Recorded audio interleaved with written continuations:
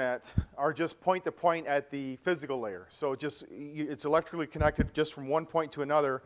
And if we want to introduce the communication between more than two ECUs, we have to introduce what's called a switch into the system.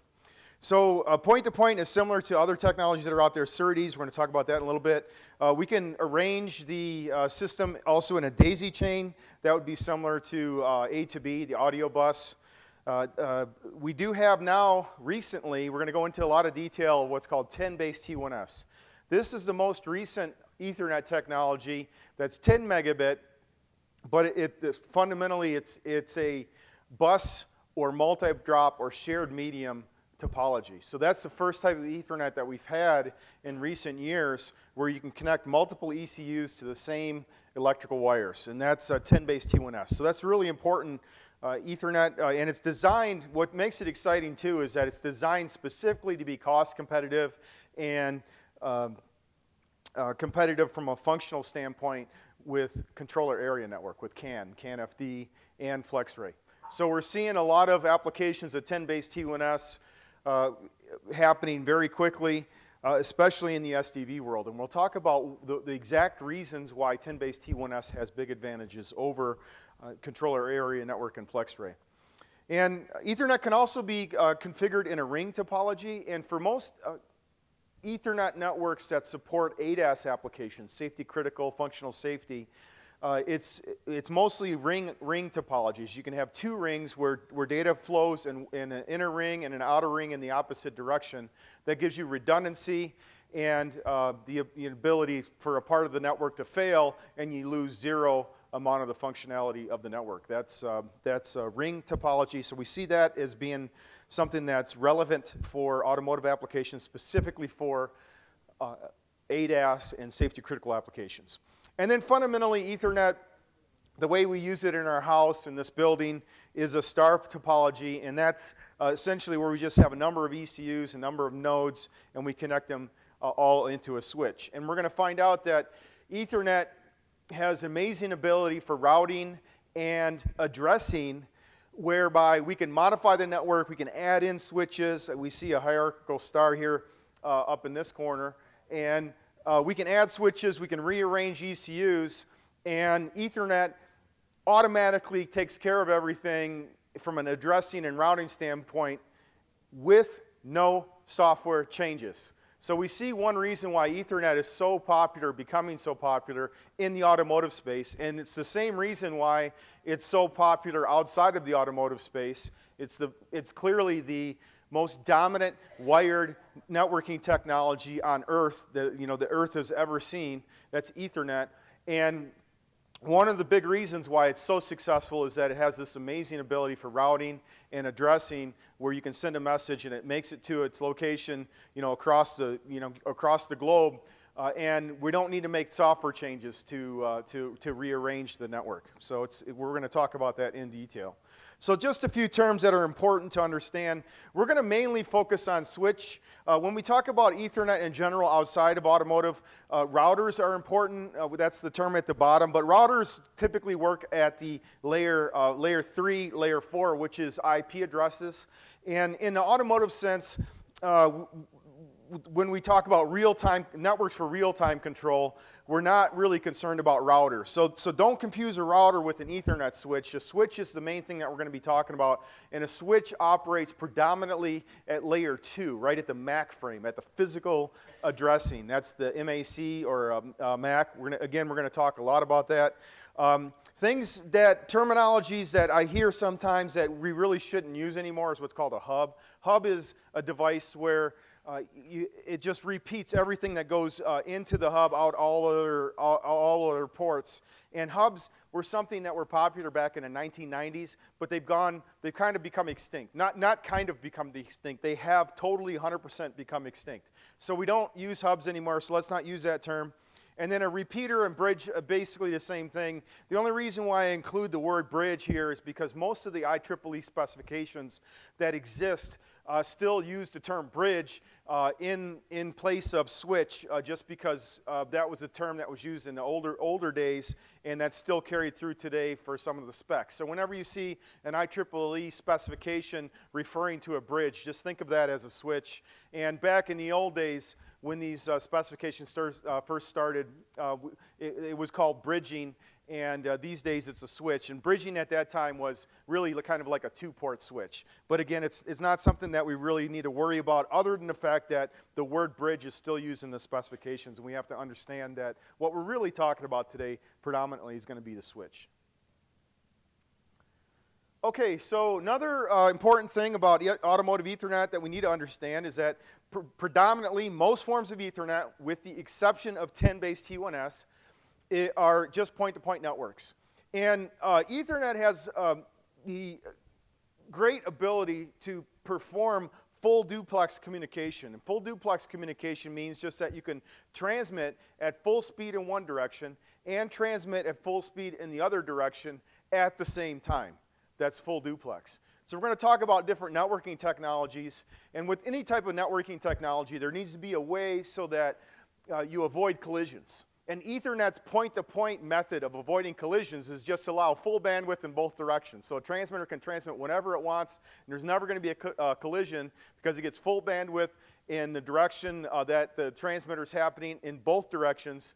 So there's no real possibility for a collision in Ethernet, which makes it a really nice way to do networking. Another thing, we'll go into a lot of detail when we talk about L1, is that Ethernet's typically capacitively coupled, which gives it great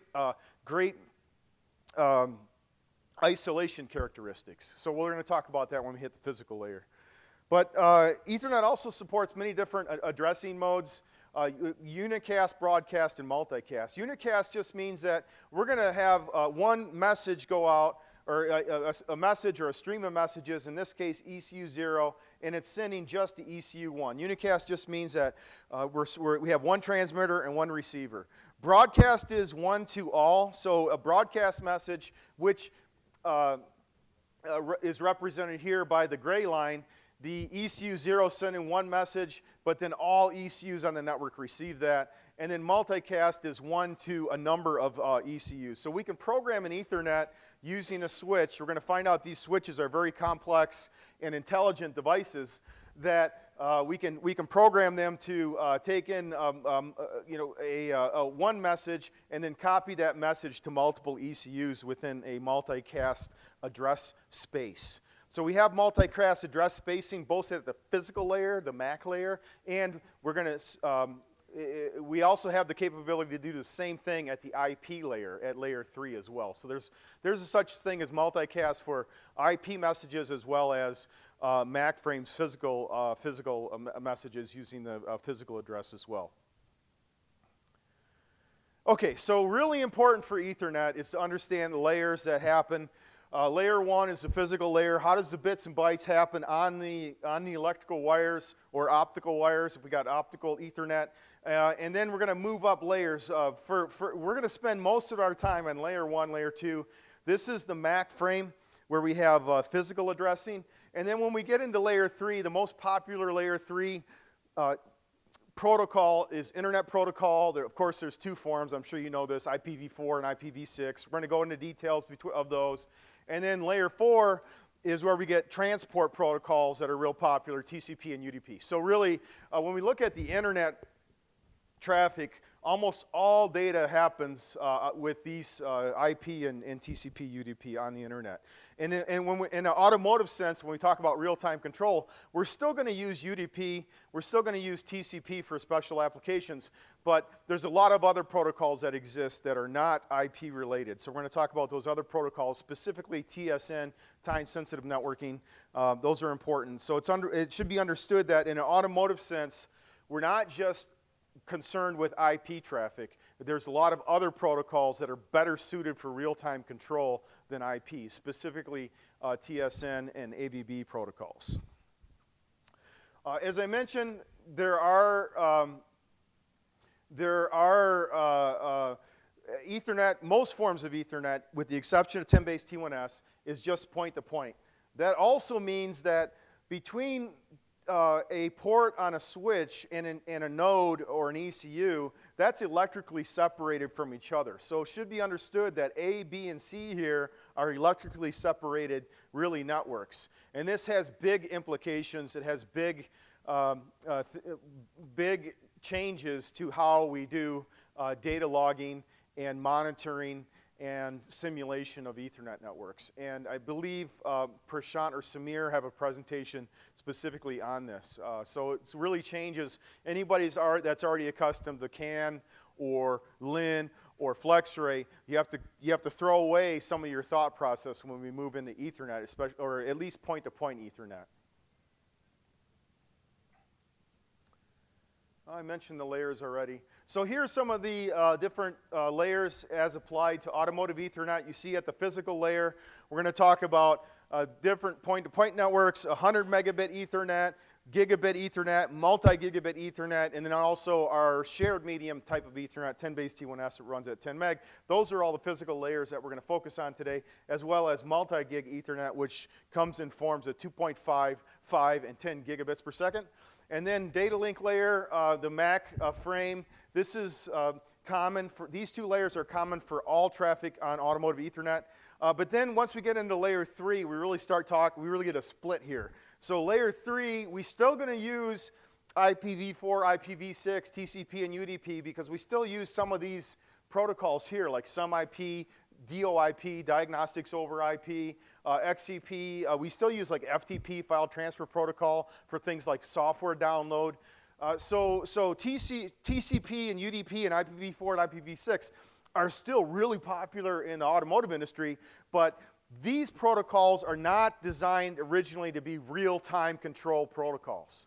So if we really want time synchronization, if we want real-time transport of data with bounded latencies, really good latencies, and latencies that we can determine, deterministic type of communication. If we want to do anything safety critical, where we need to have multiple physical layers in case one of them goes down, then we move into what we call TSN protocols, time-sensitive networking, and some of these protocols are designed specifically by the industry, by the automotive industry, for the automotive industry. The most fundamental of all of them is really 802.1as, which is otherwise referred to as GPTP, Generalized Precision Time Protocol. This gives you the ability to synchronize the clocks across an entire network. Within, it's really good synchronization as well.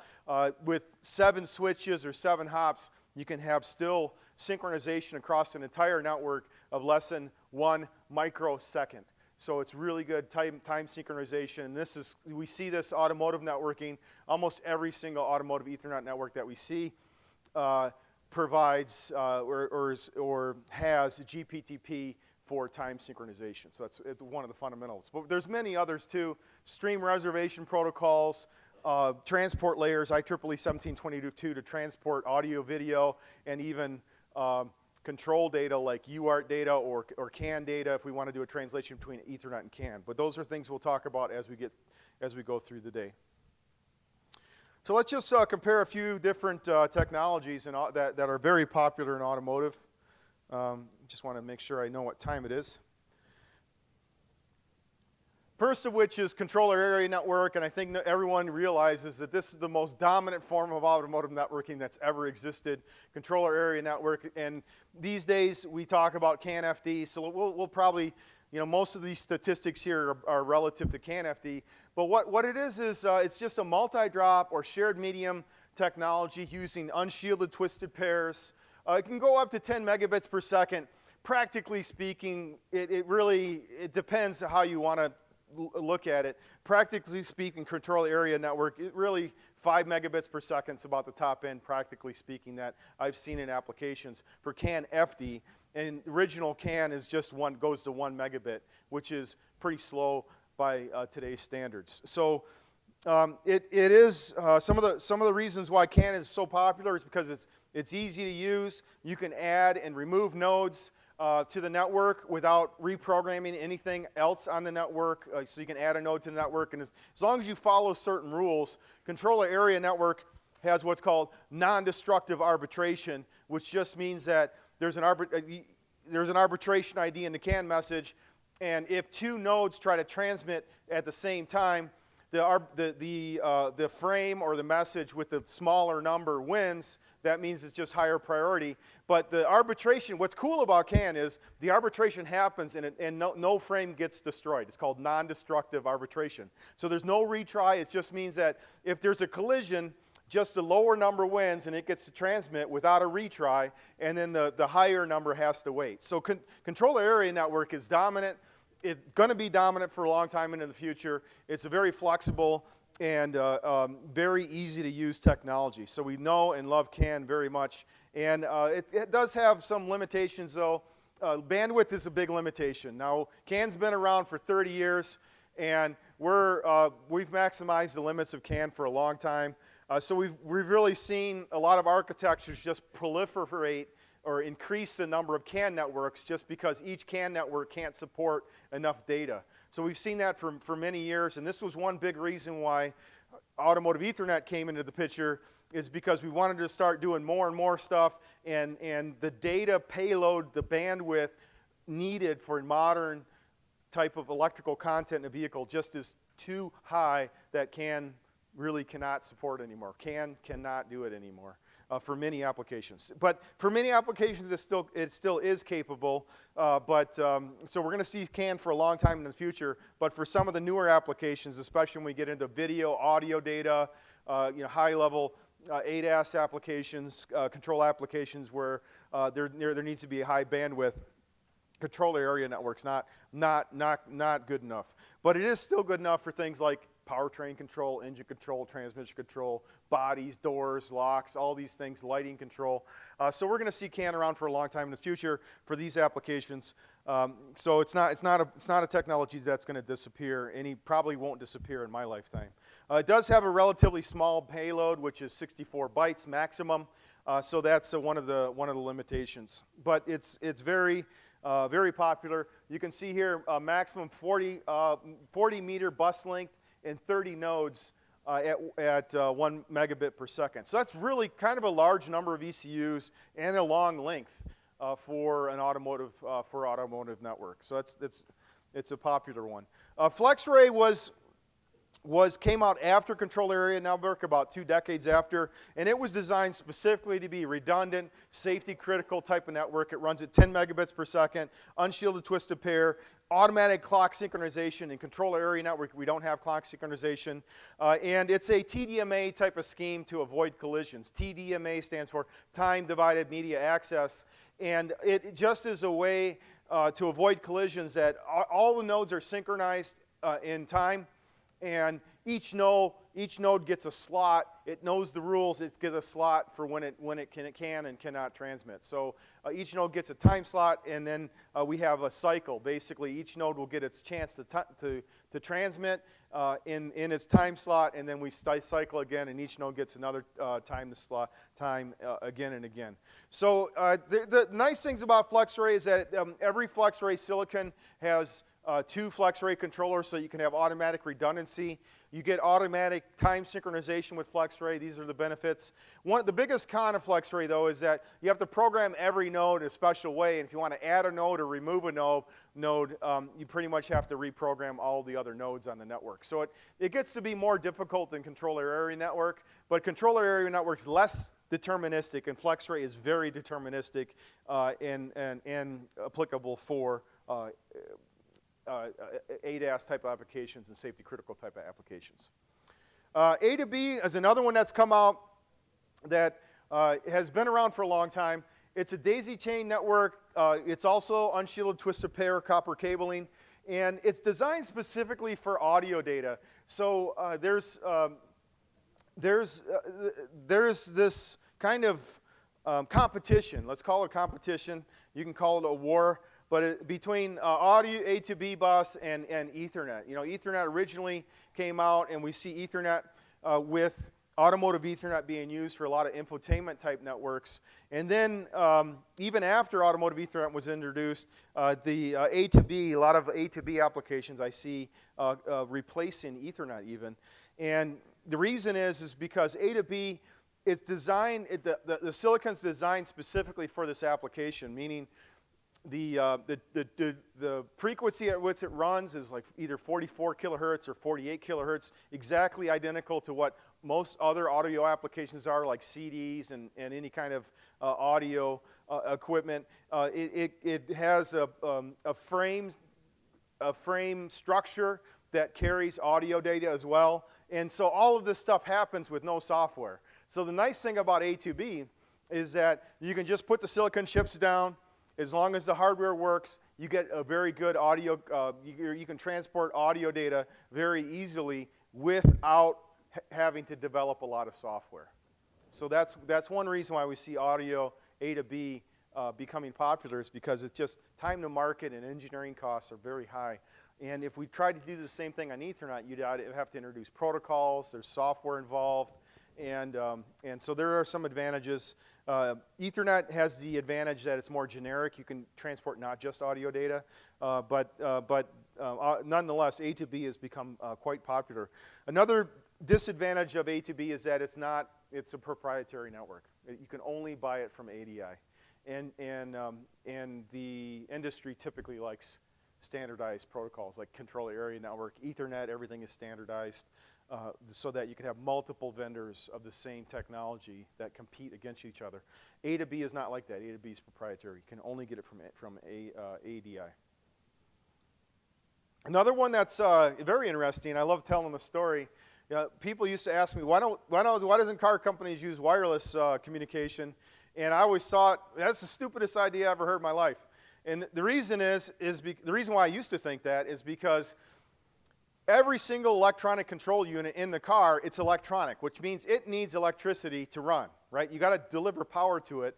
And there's already wires that you need to supply power to the ECU. And so therefore, you can use the same wires for data communication, right? And data communication over wired communication is always going to be more robust than compared to wireless communication. So I never expected, to be honest, to see any type of wireless communication in the automotive industry. However, for battery management, it's a very unique application, because when we look at the controllers that control the power going in and out of the batteries for recharging and discharging and voltage management, all this, these ECUs tend to be relatively small ECUs directly connected to the power management source, the power source. They're connected to the battery.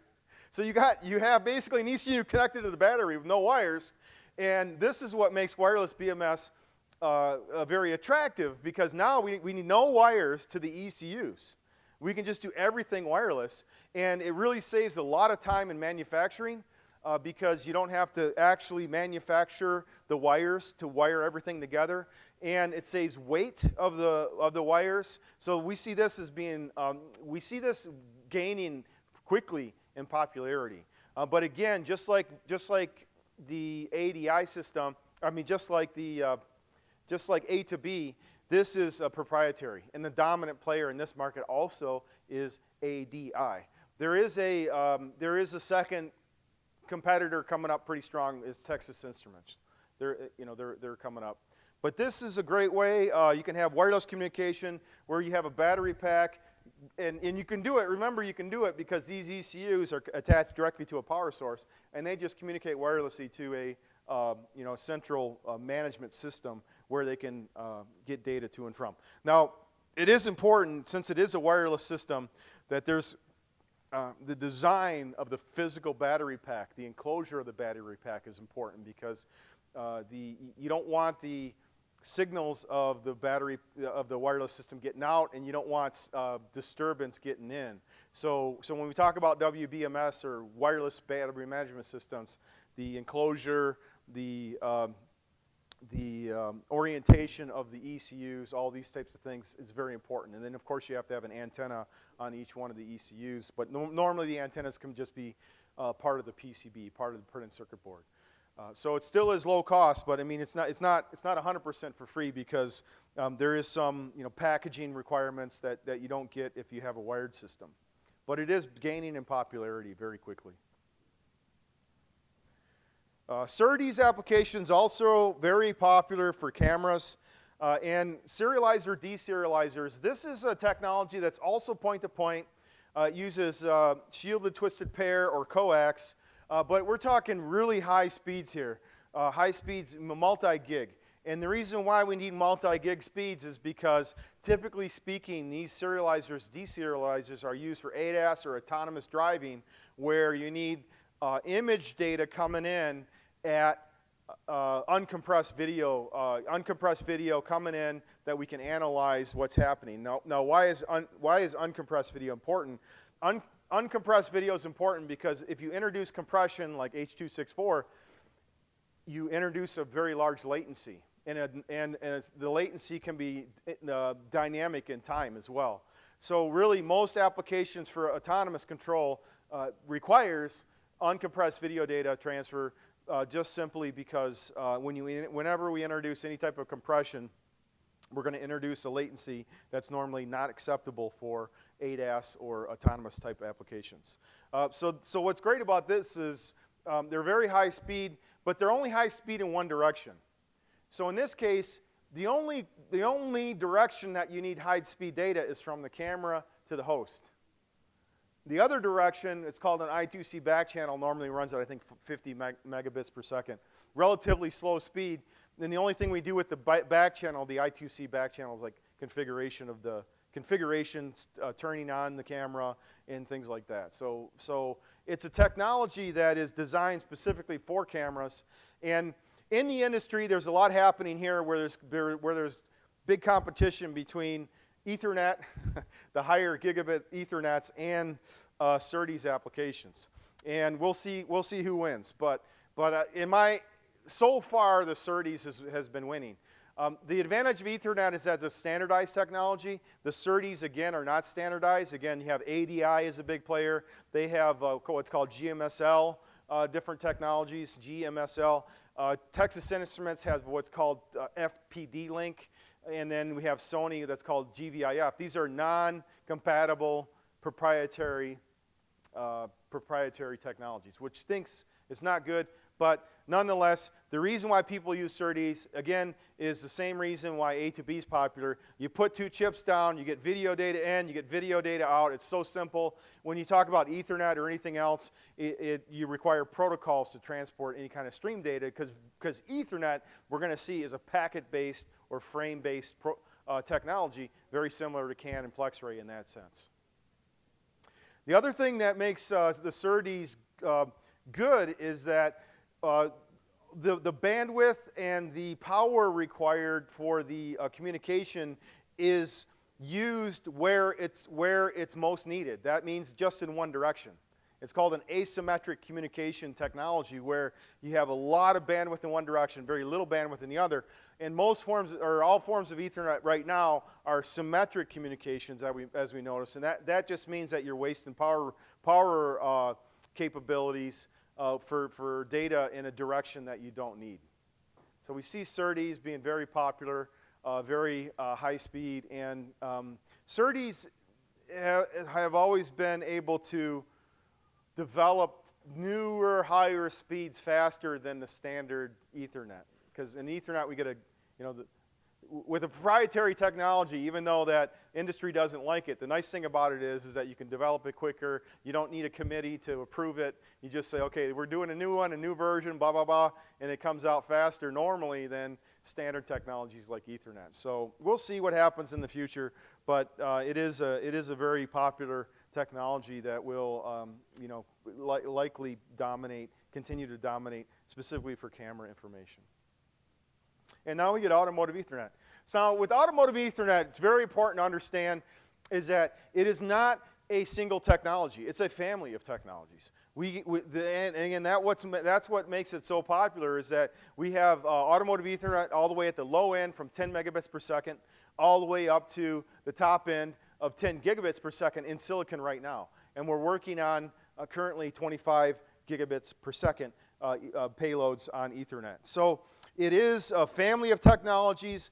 It has great capabilities for clock synchronization with GPTP, and it's also widely used outside of automotive. This means that technologies that are designed for Ethernet outside of automotive, we can just bring into automotive and use them. And we do see that, especially when we talk about cybersecurity, different methods of video transport. So these problems have been solved for many years outside of automotive, and we just bring those things into automotive for if we're able to use or we have automotive Ethernet in our vehicle. And the last one we're going to talk about is 10BASE-T1S. This is automotive Ethernet. It is Ethernet, but it's half duplex, and it's a multi-drop or bus architecture, or otherwise known as shared medium. And it is designed to compete specifically with control area network from a cost and a functionality standpoint. So we'll talk about that when we get into layer 1, which is my next presentation. So this just lays out some of the technologies. We have SerDes at the sort of the high end of the speed, but it's also relatively expensive. And then important to understand, as I mentioned, Ethernet goes all the way down to 10 megabit, all the way up to currently 10 gigabit, but we're working even on 25 gigabit right now. FlexRay, you can see where it lays, CAN-FD, and then we still see local interconnect network. It's a single wire technology, and it's very, very low cost. So we still see, longer term LIN being used in the automotive industry as well, because it's very low cost. So if you would have asked me about 5-10 years ago when I first started working on automotive Ethernet, the whole industry expected the number of different technologies being used to be reduced. And now looking at today, the actual opposite has happened. We see many different types of technologies. SerDes, I mentioned all of them right here. SerDes, A to B, the wireless BMS. Some of them I didn't mention, like SENT, S-E-N-T, LIN. All of these. So we're seeing more and more proliferation of different technologies. So I guess it makes the industry exciting, but I expected that more people would gravitate and adopt Ethernet exclusively, but that's not happened. We do see some networks that have been basically extinct, like most media-oriented serial transport. 10 years ago it was a popular network. It's gone now, replaced by mainly A to B and Ethernet. But other ones will continue to stay around for a long time, like LIN.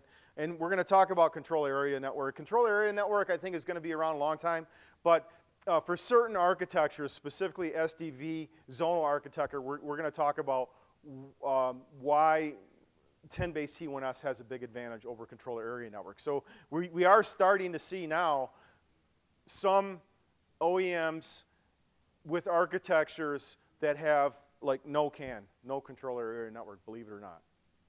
SDV architecture specifically. So that's going to be the focus of one of the presentations. So let's get into that a little bit. I need to ask, is Samir here? When are we going to break for lunch? Or when's the next break? Or when? 11 o'clock, so we got about 20 minutes? Okay, sounds good. Okay, so 20 minutes is enough time. So really what we're seeing right now, the biggest things that's happening in automotive electronics from a networking standpoint, again, our focus as a company and my focus as a career has been automotive networks, is this big transition from domain to zonal architecture transition. So if you've done anything in automotive networking in the past few years, you're going to hear the terms zonal architecture.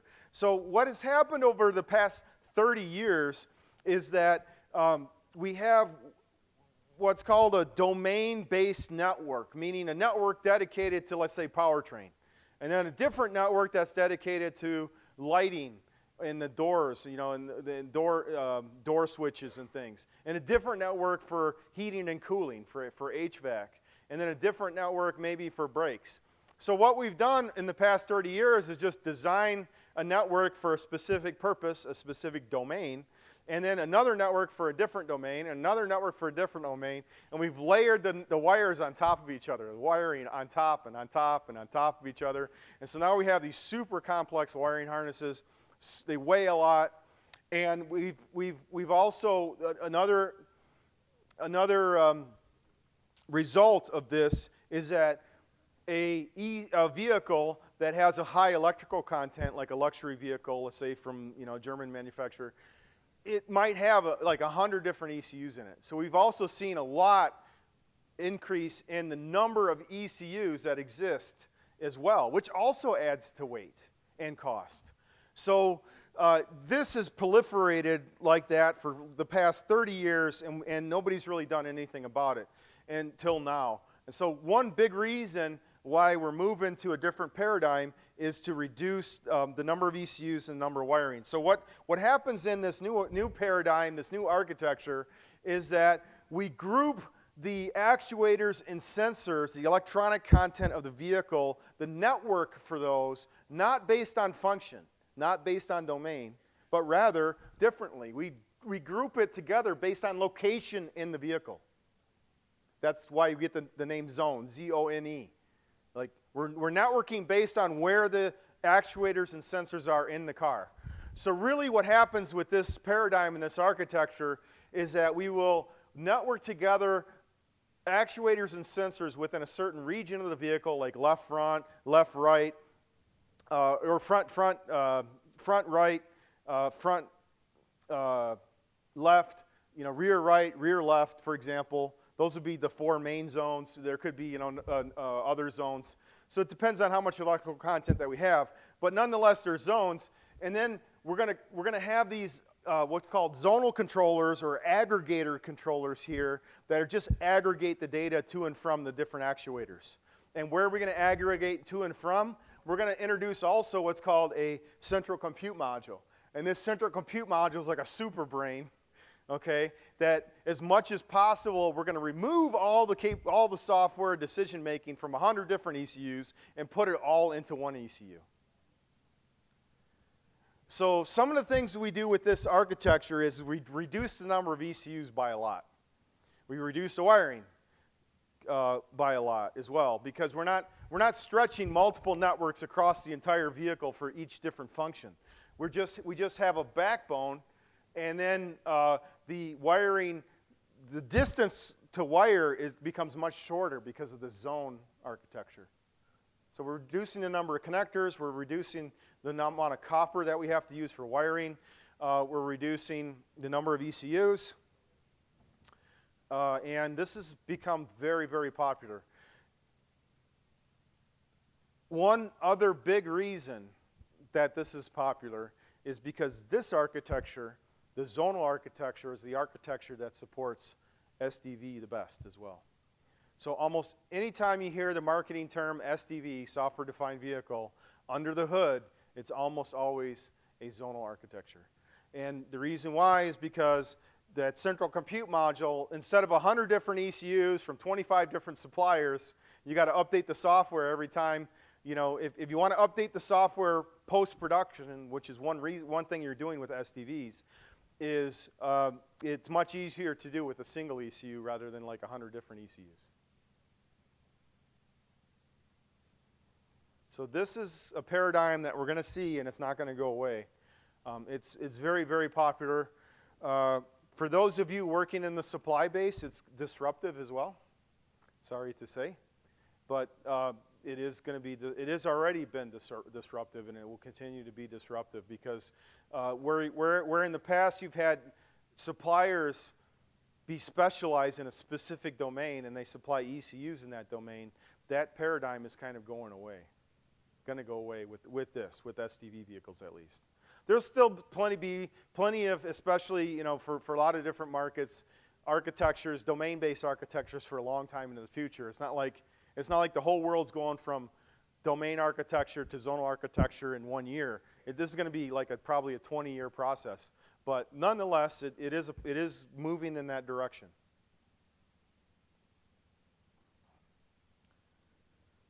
Okay, so another way to look at it, we have domain where we have different networks. You might have an infotainment network that's Ethernet, powertrain network on FlexRay, body network on CAN FD, and even LIN here, and then some climate, LIN and CAN as well.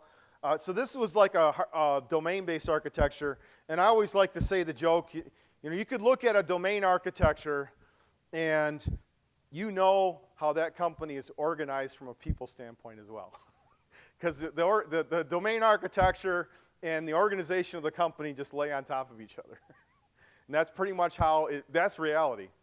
We're moving away from that and going to zonal architecture where this schematic looks much different. We're putting as much as possible all of the functionality in the central compute module, which means HVAC control, body control, lighting control, all goes in that central compute module. And then the zonal controllers then become just, their main function is not control, it's not decision making, it's just to aggregate the data to and from the central compute module.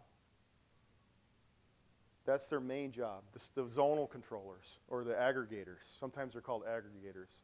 And then we just have edge nodes, and the edge nodes become as dumb as possible. Sometimes it's just hardwired I/O, sometimes it's just a LIN network, sometimes it's CAN FD network, sometimes it's 10-base T1S. But the edge nodes we want to be as dumb as possible with as little software as possible. We want all the software and all the decisions to be made in the central compute module as much as possible. Question? What if the central compute fails? Your car is dead. That is exactly, yeah.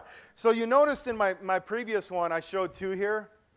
So I showed two. Sometimes within a single hardware, they divide up into two if you need redundancy. Like if there's anything safety critical happening in the central compute module, there'll be some redundancy in there for failure modes. It's a good question. But if the central compute module fails, it's the same thing like today, like your powertrain module fails. It's like saying the same thing. The engine won't start, you're going nowhere, It's really the same thing. But there is some differences. I'll talk a little bit nuance with that in just one slide. There's, I will discuss. There will be certain things that will be in the zonal architecture and certain things that won't be. Another question. Yeah, latency on Ethernet really good. So that's a good. I always get this question. I'm concerned about latency because we got switches and we got routing and everything. But the fundamental reason the thing you got to remember is the Ethernet that we're going to use in a zonal architecture here, between the zones especially, between this aggregator zones and the central compute especially, these networks are going to be most likely gigabit Ethernet. And gigabit Ethernet is, let's say most practical controller area networks are, let's just say they're 1 megabit, but most of them are 500 kilobits, right? But let's just say it's 1 megabit, right? It's 1,000 times faster. That means your latency is 1,000 times less. And the switches, they act on data at wire speed, so it's very, very fast. So relative to what we have today with even FlexRay or controller area network, the latencies, even though we're doing hops and you got to transport data for a longer distance across different different paths through different switches, even that, because the network speeds are so much higher, the latencies go down, not up, relative to controller area network and relative to FlexRay. Say it again. Oh, noise barrier. So the question is noise is, short answer, the wiring becomes more important, more difficult, and more expensive when we talk about gigabit and multi-gig speeds of Ethernet compared to controller area network. And the reason is because the load balancing and the impedance balancing on the network has to be really good so that any EMC disturbance does not disturb the bit stream that's happening on the network. Now it's clear, it should be understood that if you're using 100 megabit Ethernet, that's going to be more susceptible to EMC disturbance than compared to controller area network running at 500 kilobits per second. That's just a fact. But there are methods on Ethernet that we use to overcome some of these issues. We still see bit error rates for Ethernet being approximately the same as controller area network. That is 10 to the minus 10. Most Ethernet networks are for bit error rates even with EMC disturbance 10 to the minus 10. You can get a little bit better with CAN. CAN might be 10 to the minus 13, but it's still in the same range for EM. Another way to answer the question is that we put more expense into the cabling and connectors such that the electromagnetic disturbance is comparable to control area network. Yeah. But we're going to talk about 10 base T1S. And 10 base T1S is a network that has comparable EMC characteristics even with bad wiring. It's comparable to CAN, even with, I shouldn't say bad wiring, but it's low-cost wiring, comparable to CAN. I'll go into detail on that in a little bit. Good question. Any other questions? Okay, well, I didn't explain this slide. So really, what's great about SDV, zonal architectures, is really this wasn't even possible 5 years ago or 5 years before. The reason is because we didn't have 1000 base T1. We didn't have automotive networks with the bandwidth and the flexibility with addressing and routing like we do with Ethernet. So really, it can be said, and it's a valid argument to say automotive Ethernet and the family of different technologies that is offered in automotive Ethernet is the fundamental technology that enables SDV and enables zonal architectures. You're not able to do this with FlexRay, you're not able to do this with CAN simply because of bandwidth. And then in addition, on top of that, Ethernet has a great capability of addressing and routing that we're going to talk about. That's also an enabler for this technology. In addition to all of the technologies that we've developed in the meantime, like time synchronization, for example. Time synchronization that's required across the network for automotive real-time control. We have that. We have streaming capabilities. IEEE 1722 gives us the ability to stream audio, video data. It gives us the ability to with control frames, send data, transfer controller area network data. So if you have controller area network on the edges, we can convert those easily, controller area network, LIN, and FlexRay, we can convert those easily to Ethernet so that they can be transported across the networks.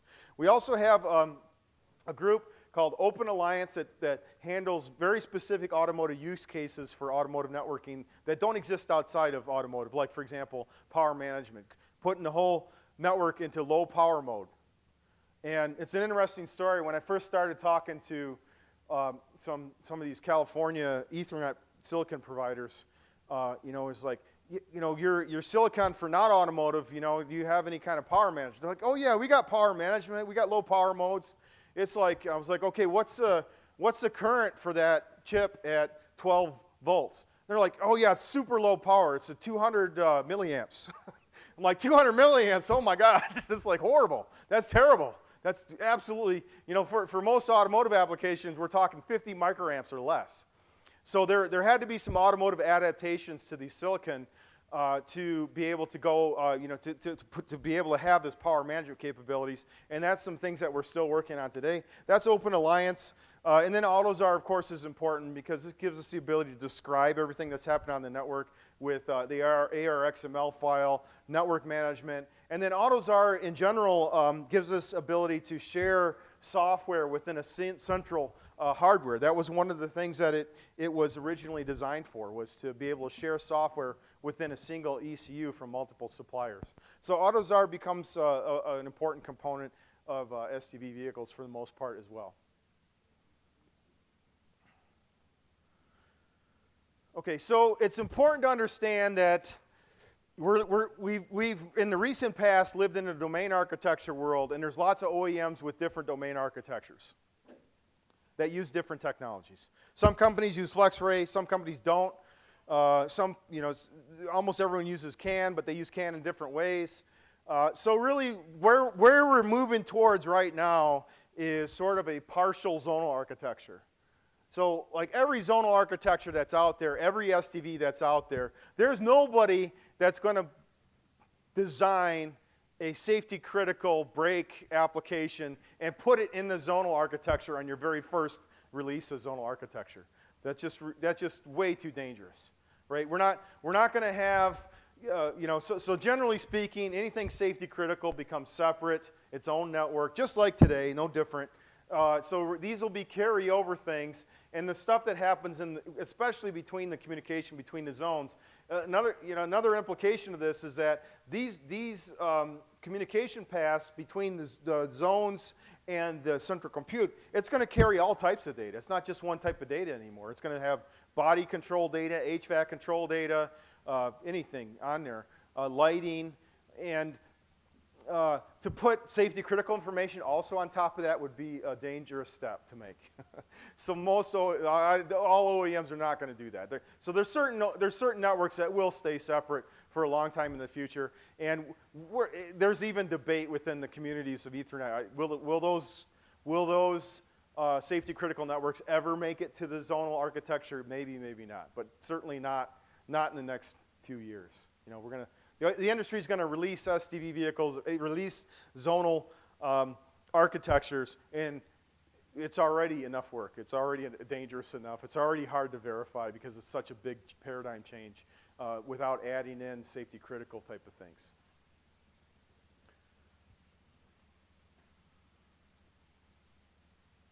Okay, so we wanted to stop at 11. It's a good time to stop now. I was going to explain some. Let's see, I got a few minutes. Yeah, let me try to get through this, and then we'll stop right after this. So let's consider two types of zonal architecture. One type of zonal architecture where we have some communication or edge nodes that are on controller area network, or not something that's not Ethernet here, okay? And then we have we want to communicate. We want ECU A to communicate to ECU B.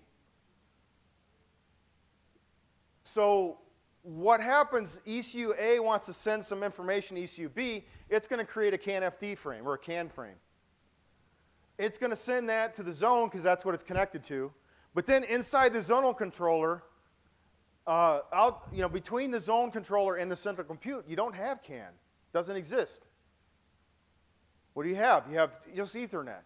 So what happens is that CAN message has to be converted or translated in some way to Ethernet. That translation requires some software. So then your zonal controller becomes some type of gateway. Then you'll get, I call it a TM1, a tunneling message. So we can call this a tunneling message. It gets routed. Then we get another copy of the message outside the central compute module. The central compute module might act on that message and might modify some data if it's an input. And then we get a TM1 prime. And then the zone controller here gets Ethernet, excuse me, gets an Ethernet frame. And it has to unpack that information and unaggregate it and send it, convert it back into a CAN frame. And then we get M1 prime. So here what we're seeing is what used to be one message now becomes 4. 1, 2, 3, 4. M1, TM1, TM1 prime, and M1 prime. 4 copies of the same message. Just to get, so another way of looking at this architecture change is that we're trading off hardware complexity, we're trading off weight. Those are the benefits. Hardware complexity goes down, number of ECUs go down, number of wiring, weight goes down. All benefits. The cost of that is that the complexity of the network is much higher. The bandwidths need to be much higher because we've got copies and copies of messages going everywhere for this to work. Oh, I'm sorry, go ahead.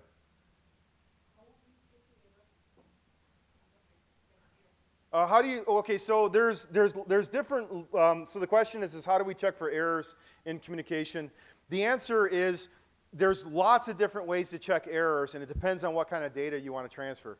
So just a layer 2, the frame itself, has a CRC check. So a receiver of information, every single frame on Ethernet, no matter what, the receiver knows whether there was an error or not in the bit stream. Okay, that's number 1.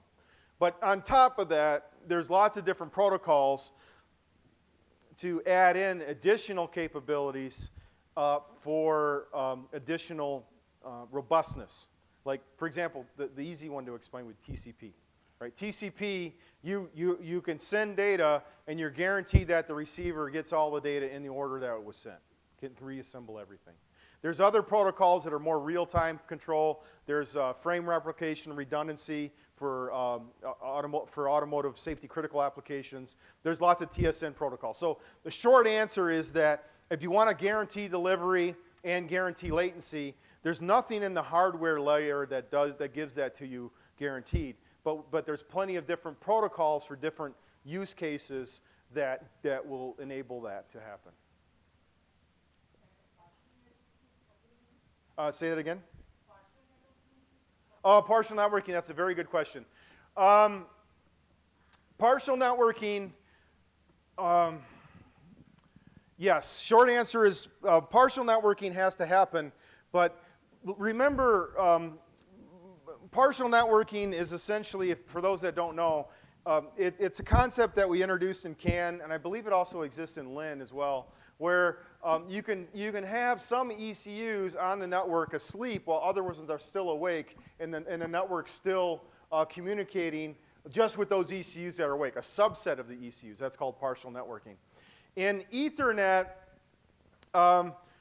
point-to-point Ethernet, it's automatically sort of inherently partial networking because it's just point-to-point. You're only talking 2 nodes. So either that point-to-point is either 100% asleep or 100% awake. But the different ports on the switch, different ports on the switch can be shut down or turned on, and that gives you the same effect of partial networking as it exists in CAN. But you got to remember, at a physical layer, every port on a switch, every ECU from point to point, unless we're talking about 10-base T1S, is partially networked. And to my knowledge, as it stands right now, 10-base T1S does not have partial networking right at the moment. But that's something that's planned to be worked on for the future of 10-base T1S.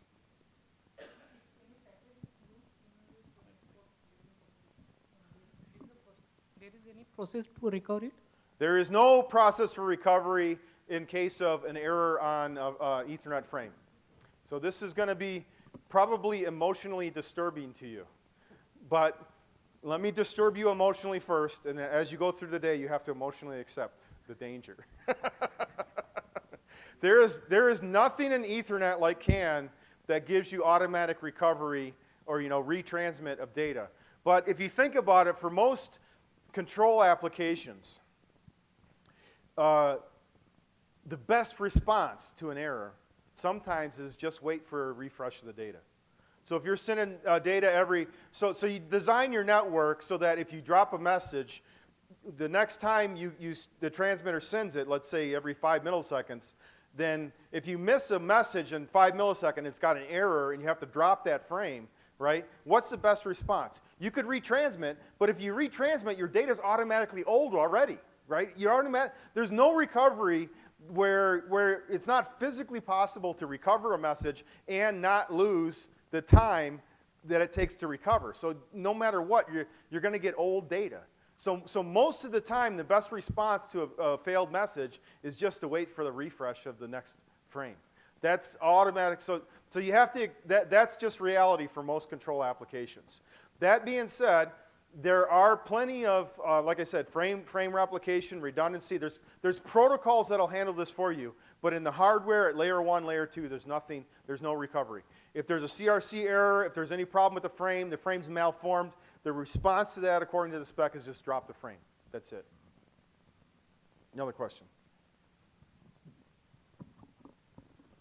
ECUA is talking on CAN-FD. Yes. So how does it know that the message is delivered to ECUB, which is also talking on It doesn't CAN-FD? know. Fire and forget. Okay. Doesn't know. Does not know. Yes, hi. Is there any limitation for the number of zone? Number of zones, are there any limitations? There's really no limitations for the number of zones. It's just how many ports of this switch do you have, and what's the bandwidth here, And we got gigabit speeds, which is very high. Most of the zonal architectures now are using gigabit, but we're only using like 10% of it right now. So there's plenty of room for expansion at the moment. Yeah. In zone 1, for example, in zone 1, you have taking the signals at particular frequency. And zone 2, you are taking the frequency at different level. So whatever message is coming through CAN FD, so how they will match up that You- sample? you're gonna drive. Okay, so the question is about the frequency or the refresh of like parameter-based data that's cyclical, right? Cyclical data. So if you're transmitting something here at 10 milliseconds, then this is the driver of everything else that happens. So that means if this guy's the transmitter is the one that's going to drive the timing of the cyclical system. So that means if you're doing a throttle position here every 5 milliseconds, then every 5 milliseconds this is going to receive a message, and that's going to be the event that's going to trigger all the rest of the communication. And remember, we're running at 1,000 times or 2,000 times faster than anything you've experienced on CAN with Ethernet. So the latencies are going to still even lower than control area network. Another question right here. So my question is specific to the safety perspective. Okay. Yeah. So safety. as you mentioned, the zonal issues will become dumber, you can say, and all the sensors and actuators are connected to the zonal issues, right? Yes. And so main safety concept will be implemented in CPU, let's say. The safety, any safety critical communication then will require some protocols where you can do frame replication and have multiple frames going out. And another thing I'm not showing here it gets too complicated, but another thing that I'm not showing is that with almost every zonal architecture that I've seen, there's redundant paths for the data to go, automatic. So there'll be another connection between the zones here in Ethernet 1 and another one between these zones, such that any part of the network breaks, there'll be a redundant path where it can make it to its destination. And we're going to talk about how Ethernet, if you break an Ethernet path and it's a redundant path, the switch with addressing and routing automatically takes care of it. Automatically takes care of the routing for you. Okay, so one more slide and then we'll take a break. Oh, actually, yeah. So I mentioned already, within the zones, these are going to be aggregators of data. So if you're using LIN and CAN, like a LIN message, it's only 8 bytes, right? And in the Ethernet frame, it goes to a maximum of 1,500 bytes of data. Okay, so it's much larger frame compared to these little small 8 bytes. So really what's going to happen in these aggregators is you're going to use some way to aggregate a bunch of frames together, and then you're going to have a single Ethernet frame that's going to transport that. But there is already a protocol that exists out there that does this, and it's called IEEE 1722, specifically control formats. And IEEE 1722 was originally designed for audio and video data, but the automotive industry expanded it. It's IEEE 1722 2020 version, 2000, so it's a newer version. And that newer version has what's called control formats where you can transport UART data, I2C data, SPI data, CAN data, FlexRay data, LIN data, and others. So that's one that's proposed. And then, of course, at the other end, on the receiving zone, you have to unaggregate or unpack the data, of course. So this just represents that. So it's pretty complicated. Now, let's just take one more picture. Example 2. Let's assume that ECU A and ECU B are now connected to an Ethernet network, 10 base T1S. So what happens is ECU A will create message 1, just like we had before. However, message 1 is going to be an Ethernet frame. So when it reaches the zone, guess what? It's going to go inside a port of a switch. And that switch is going to know how to address and route that traffic. The zone doesn't have to touch it. It's just a switch in the zone. It's already an Ethernet frame. No translation, no software. Hallelujah. Right? OEMs hate software. It's expensive, it's buggy. So this removes a lot of complexity in the software if you're able to do Ethernet even on the edge nodes. That's the reason. That's a big benefit for 10 base T1S. And we see some OEMs practically have eliminated CAN from their zonal architecture for this reason. They eliminate the need for expensive software gateways, that kind of thing. Now we're only using a switch. And a switch does all its addressing and routing. We're going to talk about how this works after the break with no software. It does all the addressing and routing with no software. It's all done in hardware. Just a set of rules to address and route data. So this really shows you the benefit of going with Ethernet only, because we're removing gateways, we're removing complexity in the protocol system. But you got to remember, you still have 4 messages. You're still going to get copies of messages, M1, M1 prime, M1 double prime, M1 triple prime. You still get that. There's no way to avoid that. But at least we're avoiding the translation from CAN to Ethernet and back to, Ethernet back to CAN and that kind of stuff. And that reduces the complexity of the system. So we see some OEMs still using CAN because their legacy ECUs are CAN, and they're like, I don't want to change every piece of hardware that I've ever created. I've got these legacy ECUs, so I want to reuse them. Other OEMs say, well, we're starting a zonal architecture, and it's easier to go Ethernet only, so we're just going to go Ethernet only. So I see different OEMs doing different things in this area. You guys probably know more about it than I do. I'm not sure.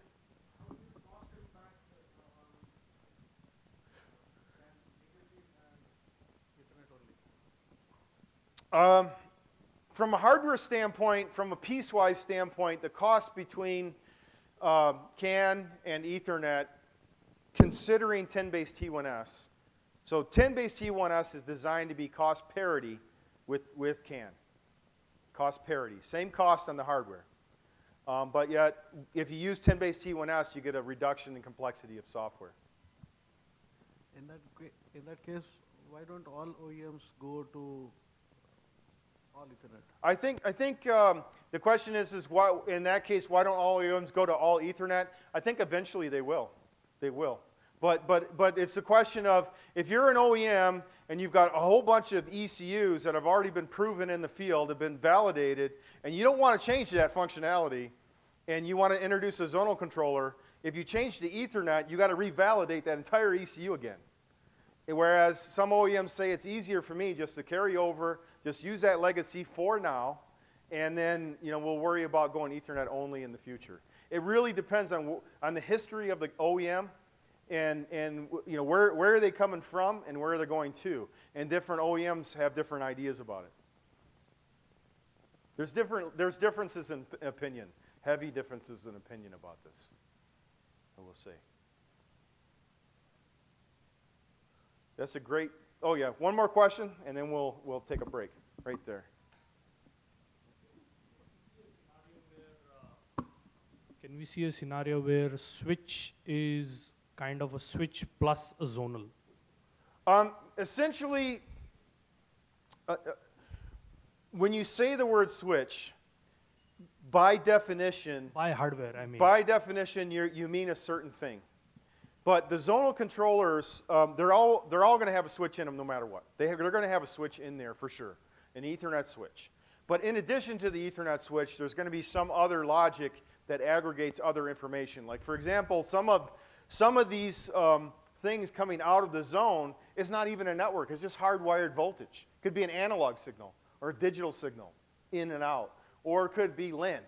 You're still going to see LIN as popular. So the aggregators or the zonal controllers, I'm using the same term, aggregator or zonal controller, in the same way. It's the same thing. It's going to be a switch plus some additional I/O logic for other simple types of things that you're doing. It's not just going to be exclusively only a switch. There will be other things in there, like microcontroller just to control LIN, for example, or control some I/O ports and things.